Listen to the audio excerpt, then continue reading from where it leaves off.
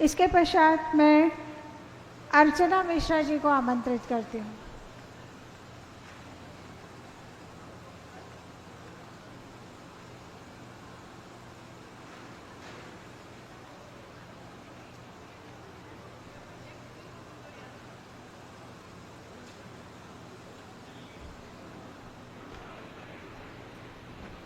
आदरणीय वाजपेयी सर, आदरणीय पाठक जी, मंच पर उपस्थित अतिथिगण और सभा कक्ष में उपस्थित सभी सम्मानीय जन, मैं डॉक्टर अर्चना मिश्रा हूँ।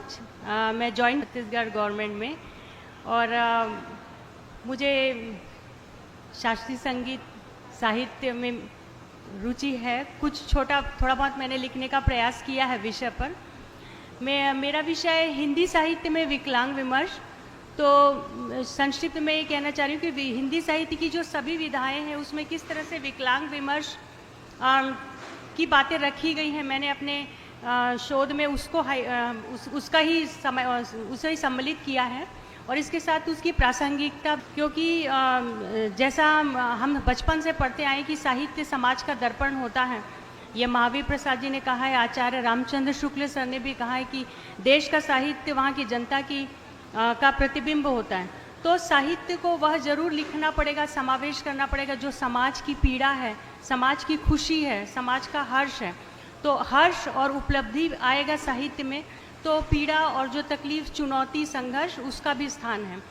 तो जैसा कि हमने कहा कि जो समाज के अलग अलग विषय हैं, जैसे स्त्रियों का जो संघर्ष है, दलितों का या आदिवासी वर्ग, तो उसको एक विशेष स्थान देने से, जैसे हम कोई ना कोई एक अंतर्राष्ट्रीय दिवस मनाते हैं, पर्यावरण दिवस, तो वो उस विषय की प्रासंगिकता तो हर दिन होती है, लेकिन एक दिवस मनाने से ये होता है कि हम उस दिन उसको और अंडरलाइन, रेखांकित कर सकते हैं। तो साहित्य में भी जब हम कुछ विशेष विमर्श को स्थान देते हैं तो उससे ये होता है कि हम उसके प्रति संवेदनशील होते हैं और समाज को एक दिशा मिलती है।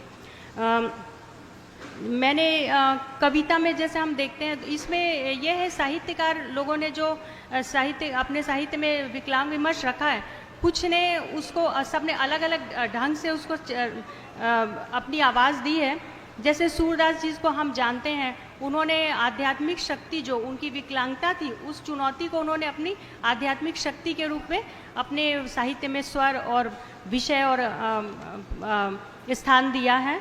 उसी तरह से हम अलग अलग बहुत सारी कहानियाँ, मैंने बहुत सारी कहानियों को पढ़ करके देखा। जैसे धर्मवीर भारती जी की गुल की बन्नो है, जो एक बहुत ही मार्मिक कहानी। इसी जयशंकर प्रसाद जी, जो हिंदी साहित्य के मूर्धन्य साहित्यकार हैं, उनकी बहुत सारी कथाएं हैं, जिसमें मधुआ, बेड़ी और फणीश्वर नाथ रेड्डी जी, जिनको प्रायः हम ग्रामीण अंचल की कहानी लिखने के बारे में जानते हैं, उन्होंने भी अपनी कई कविता, कर्मन्याशा की हार में अपने और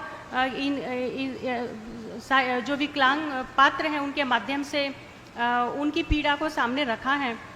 इसी तरह से हम उपन्यास में भी देखते हैं। तो जैसा मेरे पैसे पूर्व वक्ताओं ने कहा था, मुंशी प्रेमचंद जी की रंगभूमि है, राग दरबारी है, आचार्य हजारी प्रसाद द्विवेदी जी का इनाम दास का पोथा, इन सब में हम देखते हैं पात्रों के माध्यम से, और कहीं ना कहीं कुछ शब्द ऐसे आ जाते हैं जिसमें जो हमको अंदर तक छू लेते हैं। जैसे कि एक मैंने पढ़ा विष्णु प्रभाकर जी की, नहीं, रांगे राघव जी की कहानी है, जिसका मुख्य पात्र गूंगे हैं। तो जो गूंगा है वो तो नहीं बोल सकता है, लेकिन उसके साथ एक बच्ची रहती है, चमेली।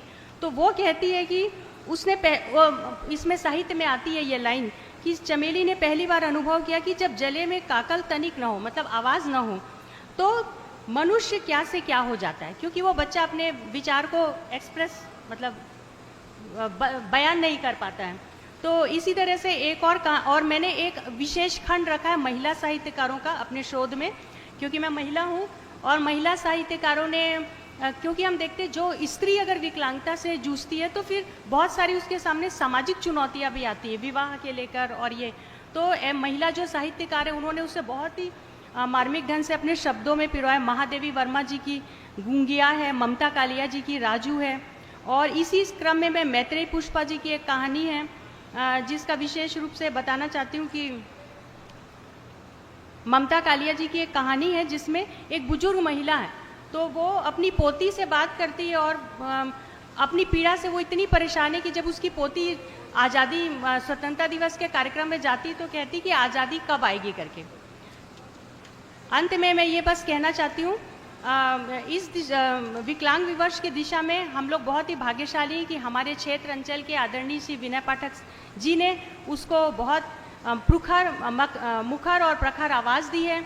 और यही नहीं कि स्वयं वो अपने साहित्य रचना में उसको विषय देते रहे, बट कि लोगों को प्रेरित, हम जैसे लोगों को भी आगे बढ़ने का अवसर और प्रेरणा देते रहे हैं। जैसे कि उन्होंने स्वयं ये कहा है कि स्त्री और दलित जनजाति विमर्श के बाद अभी 21वीं शताब्दी में विकलांग विमर्श स्थापित हो रहा है, जो एक शुभ संकेत है। तो ये वाकई ये विकलांग जो संगोष्ठी है ये भी उसी शुभ संकेत का एक हिस्सा है। अपनी वक्तव्य का मैं अंत बस एक शब्द से करना चाहती हूँ। मुंशी प्रेमचंद जी ने कहा है कि जो पीड़ित हैं, संत्रस्त हैं, उनका साहित्य के माध्यम से हिमायत करना हर साहित्यकार का नैतिक दायित्व है। तो ये लाइन अपने आप में विकलांग विमर्श और जो भी विमर्श हम साहित्य में रखते हैं उसको रेखांकित करता है। धन्यवाद।